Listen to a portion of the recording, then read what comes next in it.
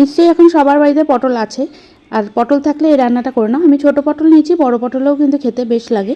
তার জন্য পটলের দুদিকের মাথা কেটে দুদিক মাথায় চিড়ে নিয়েছি। যেহেতু ছোটো পটল তাই জন্য আর খোসা ছাড়াইনি। সর্ষের তেলে পটলগুলো দিয়ে বেশ কড়া করেই ভেজে নিচ্ছি।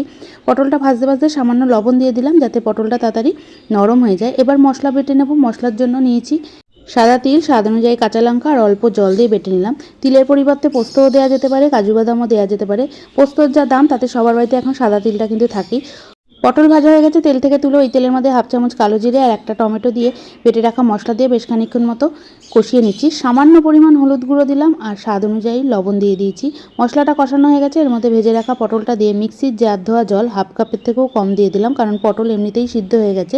এর মধ্যে দিয়ে দিলাম সামান্য চিনি আর গোটা কাঁচা লঙ্কা। তারপরে মিক্সির জার ধোয়া জল দিয়ে 3 থেকে 4 মিনিট মিডিয়াম আঁচে ফুটিয়ে নিলাম।